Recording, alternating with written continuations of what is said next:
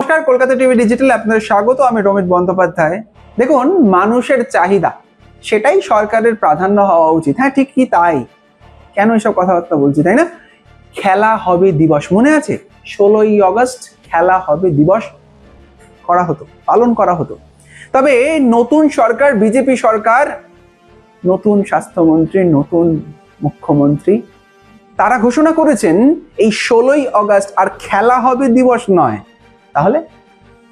তাহলে যেটা দাঁড়াচ্ছে সেটা হচ্ছে আয়ুষ্মান দিবস, যেটা নিয়ে শুরু করলাম। মানুষের চাহিদা প্রাধান্য হওয়া উচিত সরকারের। আপনারা বিচার করবেন কোনটা প্রয়োজন, খেলা হবে দিবস নাকি আয়ুষ্মান দিবস।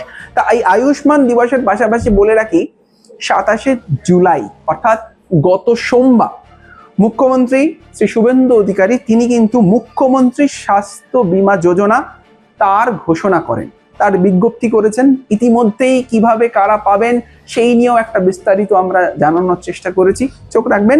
তার সাথে সাথে বলে রাখি, এই যে কেন্দ্রীয় প্রকল্প অর্থাৎ আয়ুষ্মান, এই বীমা কারা পাবেন কিভাবে, সেই নিয়ে আমরা নানান কথা বলছি। এবং তার মধ্যে জানিয়ে রাখি, প্রায় 40 লক্ষ প্রবীণ নাগরিক তারা কিন্তু ওই কেন্দ্রীয় প্রকল্প অর্থাৎ আয়ুষ্মান ভারত তাতে কিন্তু যুক্ত হবেন।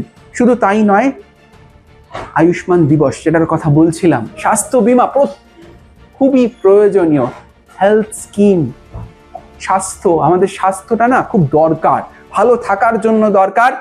কেন্দ্র সরকার, রাজ্য সরকার মিলিত প্রয়াসে তার মেলবন্ধনে কিন্তু চেষ্টা করা উচিত সমস্ত মানুষ যাতে সেই পরিষেবাটা পায়। আর ঠিক এই আয়ুষ্মান দিবসে বিলি করা হবে ওই আয়ুষ্মান কার্ড।